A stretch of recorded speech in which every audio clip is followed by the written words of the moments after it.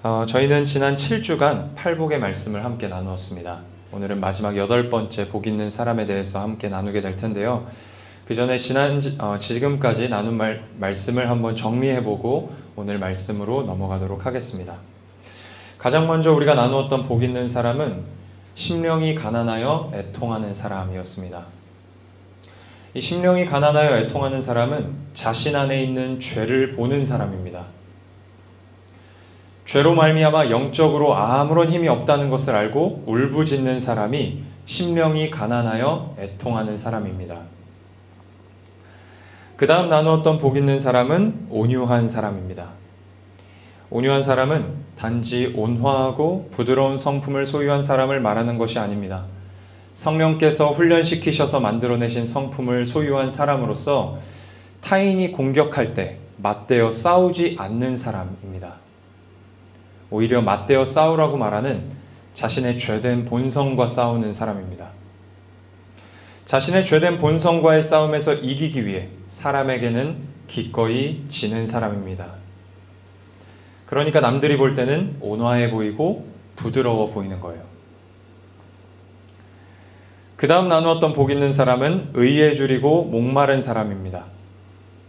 의에 줄이고 목마른 사람은 이 땅에서 하나님과 바른 관계 맺기를 갈망하고 궁극적으로는 죄로부터 온전히 해방되어 하나님과 영원토록 온전한 관계를 누리는 하나님 나라를 갈망하는 사람입니다. 그 다음 나누었던 복 있는 사람은 긍휼히 여기는 사람입니다. 긍휼히 여기는 사람은 자신의 죄를 보며 애통하듯 자신을 공격하는 타인의 모습과 행동 속에서 죄를 보며 애통하는 사람이에요. 자신을 공격하는 타인의 모습과 행동이 그의 죄된 본성에게 져서 온 비참한 결과임을 아는 사람이에요. 자신도 죄된 본성에게 져보았기 때문에 아는 거죠. 그렇게 죄에 고통당하고 있는 그 사람을 불쌍히 여겨 맞대어 공격하지 않는 사람, 저항하지 않는 사람이 긍휼히 여기는 사람입니다. 그 다음 복 있는 사람은 마음이 청결한 사람입니다. 마음이 청결한 사람입니다. 하리 같은 사람이 마음이 청결한 사람이에요. 마음이 청결한 사람은 분할되지 않은 마음으로 하나님을 보는 사람입니다. 성령으로 말미암아 받은 새 마음을 잘 관리하는 사람입니다. 깨끗한 마음으로 하나님을 보며 살아갈 수 있다면 감당하지 못할 현실이 없습니다. 그래서 우리는 늘 기도의 자리, 예배의 자리를 지켜야 한다고 했습니다. 그 자리가 우리의 마음을 다시 깨끗하게 하기 때문입니다. 7번째, 복 있는 사람은 화평케 하는 사람입니다. 화평케 하는 사람은 타인과의 갈등 속에서 화평을 만들어내기 위해 애쓰는 사람입니다. 화평케 하는 사람은 갈등의 원인이 100% 자신의 죄 때문이라고 인정하는 사람이에요. 뿐만 아니라 타인의 죄도 갈등의 원인임을 알지만 화평케 하는 사람은 타인을 정죄하지 않아요. 왜냐하면 그는 동시에 온유한 사람이고 타인을 긍휼히 여기는 자이기 때문입니다.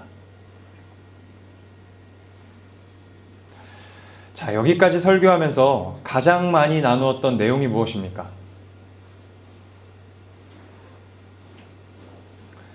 팔복의 삶은 오직 신자만이 살아낼 수 있는 삶이며 그렇기 때문에 신자는 팔복의 삶을 살아내고자 애써야 한다는 것입니다.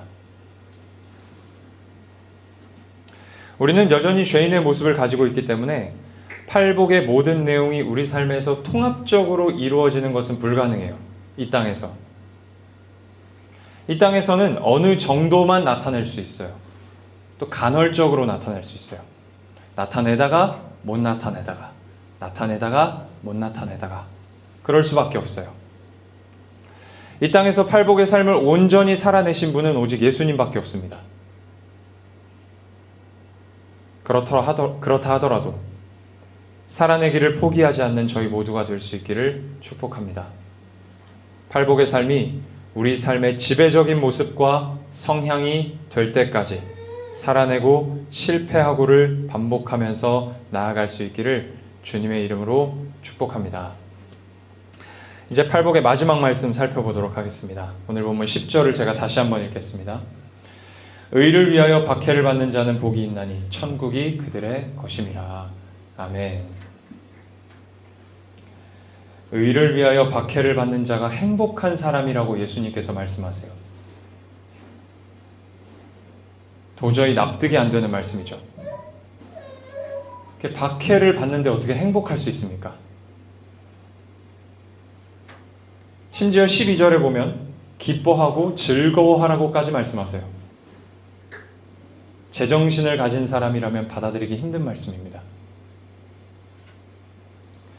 그래서 이 말씀을 가지고 설교를 준비하는 과정 속에 많은 유혹을 받았어요. 이 말씀이 진짜 핍박을 받으라고 하시는 그런 가혹한 말씀이 아니라 다른 의미가 있지 않을까. 박해보다는 조금 더 톤 다운된 메시지가 있지 않을까를 생각하면서 계속 묵상을 해보았어요. 그런데 어떻게 묵상해도 이리 뒤집고 저리 뒤집어 봐도 그런 말씀은 없었습니다. 오늘 본문에서 예수님은 분명하게 예수 믿는 자가 받아야 할 박해에 대해서 말씀하고 계세요. 이 말씀 앞에 겸손히 서서 오늘 저희들의 신앙을 점검해 볼 수 있기를 축복합니다. 오늘 본문에서 예수님은 의를 위하여 박해받는 자에 대해서 말씀하세요. 의를 위하여 박해받는 자. 여기서 핵심이 뭐예요? 의를 위하여 박해받는 자에서 핵심이 의를 위하여예요. 의를 위하여. 다른 이유는 안 된다는 거예요. 의를 위하여. 예수님께서 말씀하시는 박해는 신자 개인의 인격과 성품의 못남이나 부족함 때문에 받는 것을 말씀하시는 것이 아니에요. 고집이 세서 혹은 성품이 모나서 지혜가 부족해서 어리석어서 그래서 내가 사람들로부터 미움을 받는 것인데 그걸 박해라고 하면 안 된다는 거예요. 그렇게 말하면 하나님도 당황하세요. 내가 스스로 자초한 어려움과 의를 위해 받는 박해는 구분할 수 있어야 합니다. 또한 신자 한 개인의 어떤 신념이나 입장 때문에 받게 되는 어려움이나 고난도 예수님께서 말씀하시는 의를 위한 박해가 아니에요. 여기서 안타까운 한국교회 현실에 대해서 이야기하지 않을 수 없습니다. 오늘날 핍박을 받고 있다고 주장하는 교회들이 있어요. 무슨 이유 때문입니까? 핍박을 받고 있다고 주장하는 교회들이 있어요. 그들은 의를 위하여라고 주장하지만 사실은 정치적인 이유 때문입니다. 정치에 관심을 가지면 안 된다거나 교회에서 정치를 말하면 안 된다거나 신자 한 개인이 어떤 특정 정당을 지지해서는 안 된다는 이야기를 하려는 게 아니에요. 현실 세계를 살아가는 사람으로서 정치에 관심을 가질 수 있고 정치에 대해서 이야기할 수 있고 특정 정당을 지지할 수 있습니다. 그러나 그것 때문에 예를 들어서 어떤 정치적 발언을 하다가 내 정치색을 드러내다가 그러다가 자신이 어떤 피해를 보거나 어려움을 당한다면 그건 스스로 자초하는 거예요. 의를 위한 박해가 아니에요. 제 주변에도 인스타그램에 정치 관련 기사를 계속해서 공유하시는 성도님이 계세요. 끝도 없이 게시하세요. 그렇게 하는 것은 개인의 자유니까 뭐라고 할 수 없죠. 근데 목사로서 제가 다만 그 성도님을 걱정하는 것은 교회에서 고립을 스스로 자초하고 있는 것 같아서 그래요. 지혜롭지 못한 거죠. 이런 이유로 당하는 어려움은 예수님께서 말씀하시는 의를 위한 박해가 결코 아닙니다. 예수님께서 말씀하시는 박해는 의를 위한 박해예요. 스스로 자초해서 받는 어려움은 박해가 아닙니다. 잘 구분하셔야 해요. 그렇다면 의를 위하여 박해받는 사람은 어떤 사람을 말씀하시는 것일까요? 결론부터 말씀드리자면 예수님과 같은 사람을 말씀하시는 것입니다. 예수님께서 이 땅에 인간으로 오신 이유가 무엇입니까? 예수님께서 인간으로 이 땅에 오신 이유, 의를 이루시기 위해서죠. 하나님과 죄인 사이에 깨어진 관계가 다시 바르게 되기 위해서는 죄를 지은 인간에게 의가 필요했어요. 계속 이야기하는 거죠. 죄를 지은 인간에게 의가 있어야 합니다. 그런데 그 의를 죄로 타락한 인간은 스스로 이룰 수가 없다고 했어요. 그래서 그 의를 대신 이루어 주시려고 예수님이 오신 것입니다. 그런데 그 의를 이루시는 과정에서 가장 핵심되는 사역이 무엇인가요? 고난을 당하시고 십자가를 지시고 죽으시는 것이었죠. 박해를 받으시는 것이었습니다. 다시 말해서 예수님은 의를 위하여 박해받으신 분이십니다. 자기 자신을 위해 받으신 박해가 아닙니다. 타인을 위해 받으신 박해였어요. 타인이 하나님과의 바른 관계를 회복하는 일을 위해 기꺼이 받으신 박해였습니다. 의를 위하여 박해를 받는 자는 이런 사람을 말씀하시는 것입니다.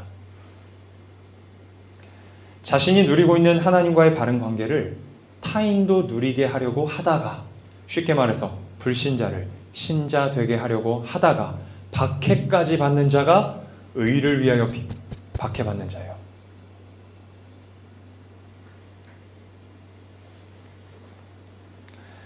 여기서 우리는 아주 근본적인 질문 하나를 할 수 있습니다.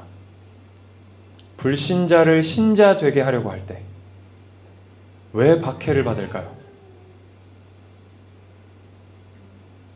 불신자를 신자 되게 하려고 할 때 왜 박해를 받을까요? 요한복음 15장 18절에서 예수님이 이렇게 말씀하십니다. 세상이 너희를 미워하면 너희보다 먼저 나를 미워한 줄을 알라. 로마서 1장 28절에서 바울은 이렇게 말합니다. 또한 그들이 마음에 하나님 두기를 싫어하매. 박해를 받는 이유가 무엇 때문입니까? 죄인들이 예수님을 싫어하기 때문이에요.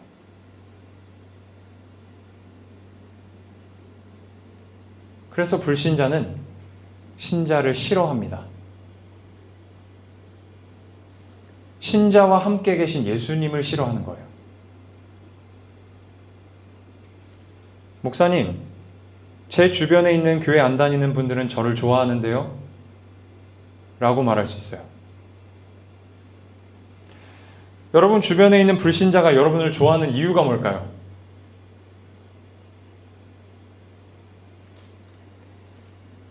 여러분이 신앙생활하는 모습을 제대로 못 봤거나 딴 마음이 있거나 둘 중 하나예요. 여러분 이거 깊이 생각해 볼 내용이에요. 여러분 주변에 있는 불신자가 여러분을 좋아한다면, 가까이 한다면 둘 중 하나예요.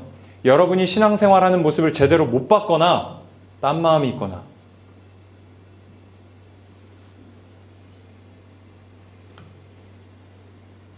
예전에 어떤 성도님이 저한테 이런 이야기를 하시더라고요. 교회를 안 다니는 남자를 만나서 결혼을 했는데 연애를 할 때는 교회 다니는 것에 대해서 아무 말도 안 하더래요. 너 하고 싶은 대로 해. 너 교회 가. 괜찮아. 그러더래요. 그래서 괜찮겠다 싶어서, 이 사람은 나를 받아주는구나. 괜찮겠다 싶어서 결혼까지 했는데 결혼하고 나서부터 사사건건 시비를 걸더라는 거예요. 헌금은 왜 하냐? 주일에 교회 가면 됐지. 주중에 교회는 왜 가냐? 결국에는 주일에 교회 가지 말아라. 했다는 거예요.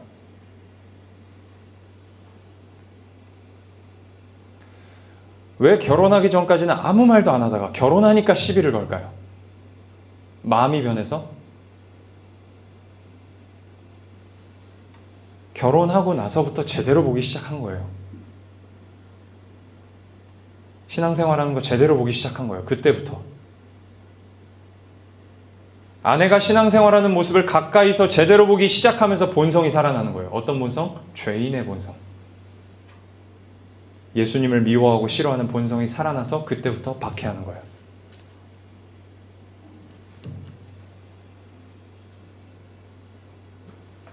그러니까 결론을 이야기하자면 박해하는 사람이 잘못된 게 아니에요. 우리가 잘못된 거예요. 나중에 뒤에 가서 더 얘기할 거예요.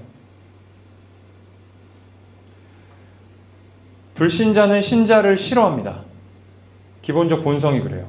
신자와 함께 계신 예수님을 싫어하기 때문입니다. 그래서 신자가 불신자에게 하나님과 바른 관계를 맺으라고 요구하면, 구원받으라고 요구하면 박해합니다. 미움을 받고 거절당해요. 이걸 감수하면서까지 타인이, 특별히 불신자가 하나님과의 바른 관계로 들어오도록 애쓰는 사람, 그가 구원받도록 힘쓰는 사람, 그 사람이 의를 위하여 박해받는 사람입니다.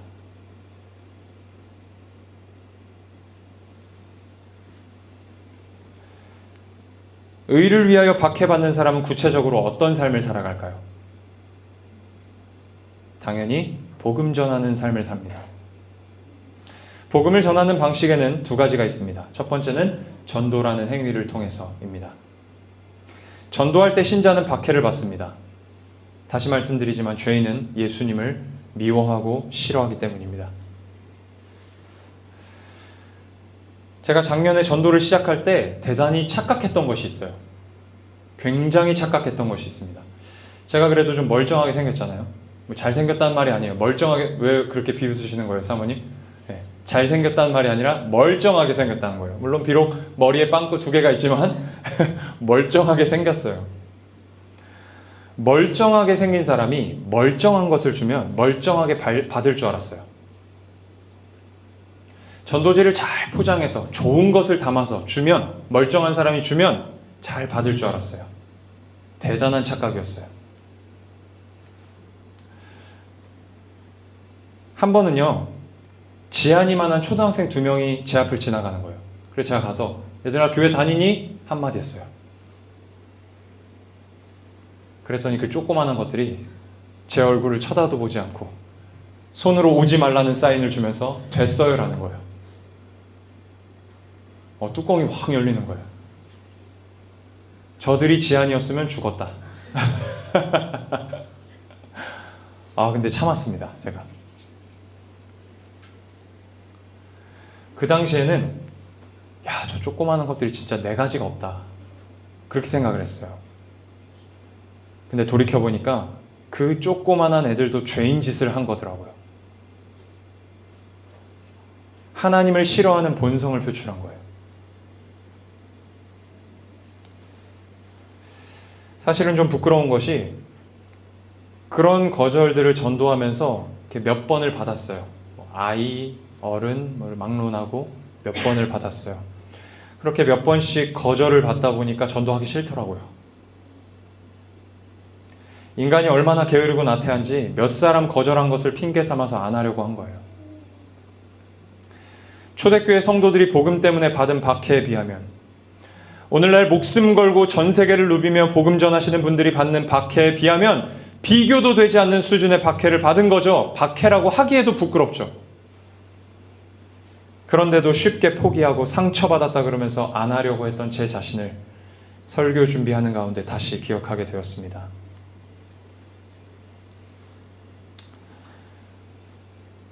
거절당하는 것이 당연한 것이죠. 거절당하는 것이 오히려 영광과 자랑이라는 믿음으로 다시 전도해야겠다, 다시 박해받는 자리로 가야겠다 다짐했습니다. 이번 부활주일에 저희가 교회 앞에 나가서 함께 전도하려고 합니다. 외면받을 수도 있습니다. 거절당할 수 있습니다. 됐다고. 그렇더라도 저 불쌍한 영혼들이 하나님과 바른 관계 맺기를 소망하는 마음으로, 예수님의 마음으로 나가서 기꺼이 외면받읍시다. 기꺼이 거절당합시다. 우리 수준에서 허락하시는 박해를 기꺼이 받읍시다. 의를 위하여 박해받으신 예수님의 고난에 동참하는 것이라는 자랑과 영광으로 전도하는 저희가 될 수 있기를 축복합니다. 복음을 전하는 두 번째 방법은 삶으로 하는 것입니다. 삶으로. 디모데후서 3장 12절에서 바울은 이렇게 말합니다. 무릇 그리스도 예수 안에서 경건하게 살고자 하는 자는 박해를 받으리라. 여러분, 경건하게 산다는 것이 무슨 뜻입니까? 어려운 말이 아니에요. 다르게 산다는 거죠. 다르게 보고, 다르게 말하고, 다르게 생각하고, 다르게 행동하는 거예요. 그 다름의 근거가 뭔가요? 다르게 사는 것의 근거. 내 나름의 근거가 아니라, 내 나름의 기준이 아니라 복음이에요. 예수님의 삶이에요. 예수님께서 사셨던 모습대로 살면 반드시 박해받을 것이라고 바울이 말하는 거예요. 여러분, 왜 신자가 경건하게 살면 핍박받을까요? 왜 예수님처럼 살면 핍박을 받을까요? 우리는 오히려 칭찬받을 거라고 생각해요. 내가 예수님의 모습을 닮아 살아가면 세상으로부터 칭찬받을 거라고 생각해요. 그런데 바울은 그렇지 않다고 이야기하잖아요. 왜 그럴까요? 계속 말씀드리지만 그 모습에서 예수님을 보기 때문이에요. 예수님을 보는 죄인의 영혼은 불편합니다. 왜 불편할까요?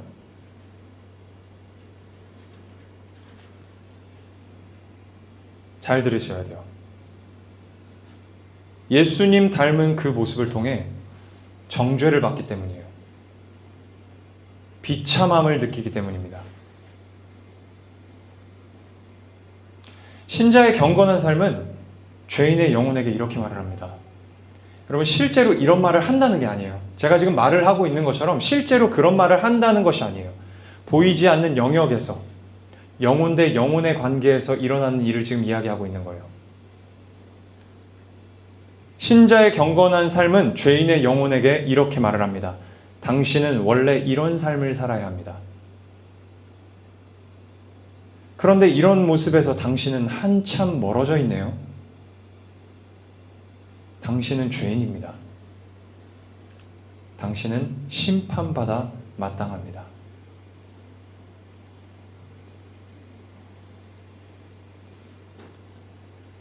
죄인의 영혼은 신자의 경건한 삶을 통해 자신이 얼마나 뒤틀려 있는지를 보게 돼요.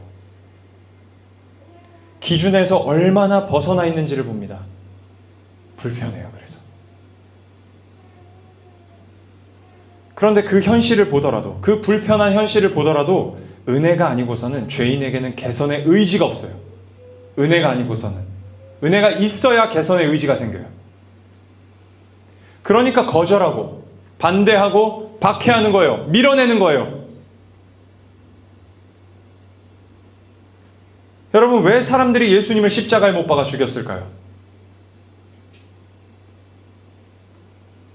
그들도 모르는 사이에 그들의 영혼이 예수님의 경건한 모습으로부터 정죄를 받았기 때문이에요. 예수님의 그 경건한 모습을 보면서 비참함을 느낀 거예요. 내가 원래 저렇게 살아야 하는데. 예수님이 살아계시면 끊임없이 정죄를 받아 고통스럽기 때문에 죽여버린 거예요. 그들의 죄가 예수님을 죽인 거예요.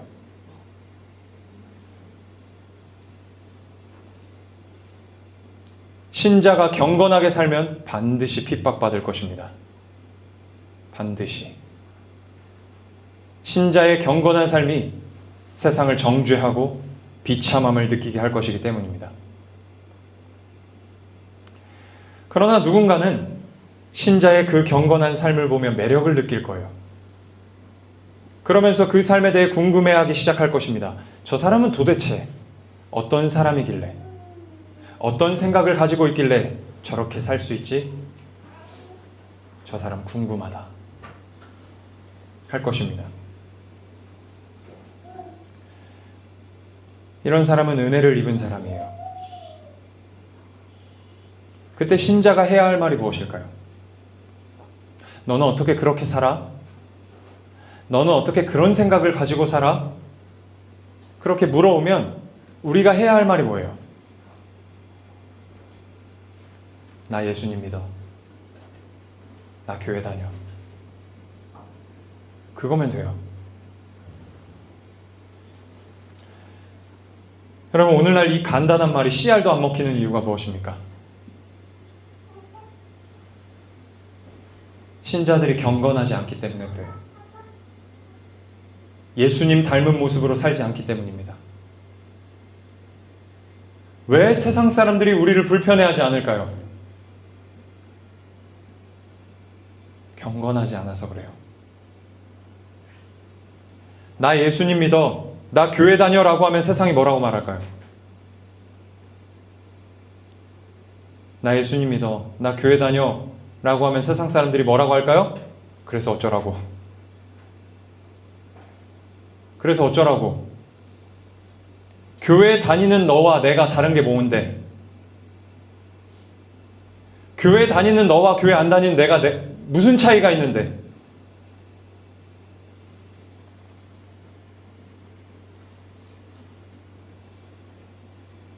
여러분, 경건하지 않으니까 교회가 박해받지 않는 거예요. 오늘날 교회가 못난 짓 해서 당하는 어려움은 박해가 아닙니다.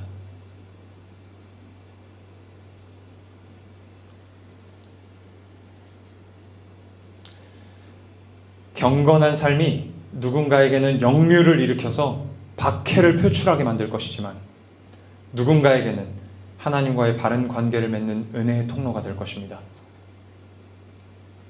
신학적으로, 교리적으로 완벽하게 잘 정리된 복음의 내용보다 삶으로 증명된 복음이 훨씬 더 힘있고 능력 있다는 사실을 기억하세요.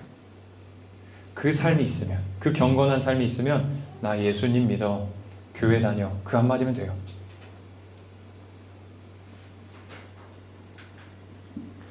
예수님과 같이 경건하게 사는 우리 모두가 될 수 있기를 축복합니다.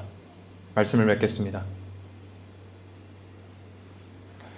의를 위하여 박해를 받는 사람은 자신이 누리고 있는 하나님과의 바른 관계를 다른 사람도 누리도록 힘쓰는 사람이에요.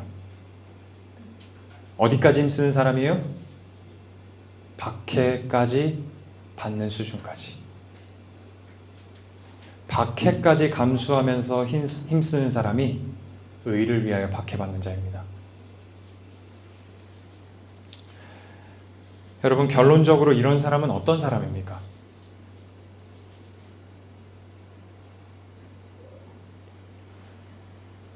중요해요. 하리가 무슨 일을 하든 앞을 보고 집중하세요.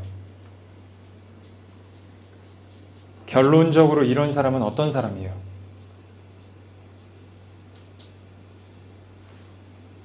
타인을 사랑하는 사람입니다.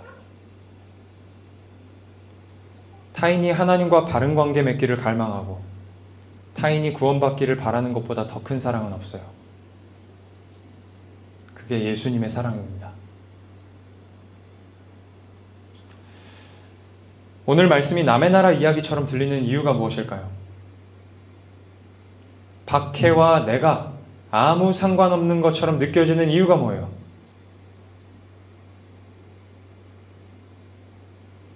박해받을 용기가 없어서가 아니라 사랑이 없어서요.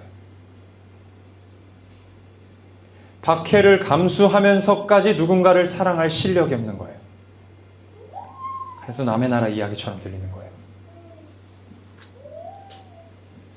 그래서 우리에게 진짜 필요한 것은요, 박해받으면서까지 전도할 용기보다 박해받을 수준의 경건한 삶을 살 능력보다 사랑이 필요한 거예요.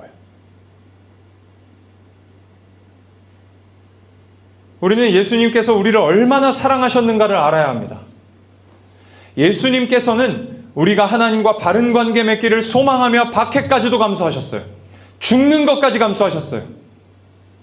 예수님께서 우리를 위하여 십자가에 달리신 것은 단순히 순종하시고 의무를 행하시고 역할을 행하시는 측면에서 하신 게 아니에요. 우리를 사랑하셔서 하신 거예요. 우리를 사랑하셔서. 사랑하셨기 때문에 박해까지 받으신 거예요.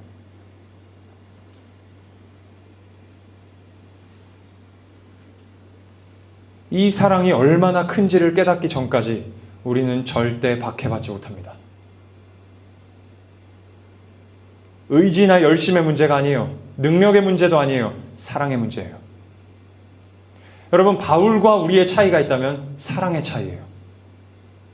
바울은 열심히 대단하고 의지가 대단한 사람이었던 것이 아니라 사랑이 충만한 사람이었던 거예요.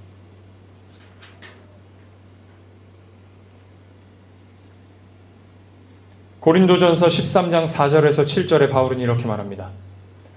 사랑은 오래 참고 사랑은 온유하며 시기하지 아니하며 사랑은 자랑하지 아니하며 교만하지 아니하며 무례히 행하지 아니하며 자기의 유익을 구하지 아니하며 성내지 아니하며 악한 것을 생각하지 아니하며 불의를 기뻐하지 아니하며 진리와 함께 기뻐하고 모든 것을 참으며 모든 것을 믿으며 모든 것을 바라며 모든 것을 견디느니라.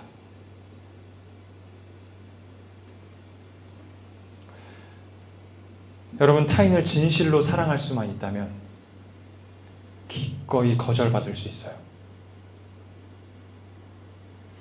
타인을 진실로 사랑할 수만 있다면 기꺼이 미움받을 수 있어요. 타인을 진실로 사랑할 수만 있다면 기꺼이 박해까지도 받을 수 있어요. 타인을 진실로 사랑할 수만 있다면 이 모든 것을 받고도 참을 수 있고 견딜 수 있습니다. 사랑하지 않으니까, 사랑하지 못하니까 안 되는 거예요.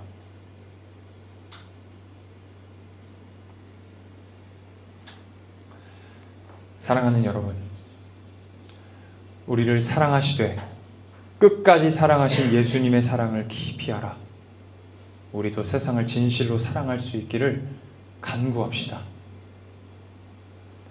세상이 하나님과 바른 관계 맺기를 갈망하는 수준까지 사랑하기를 구합시다. 심지어 박해까지 감수하는 수준까지 사랑할 수 있기를 소망하며 간구합시다. 기도하겠습니다.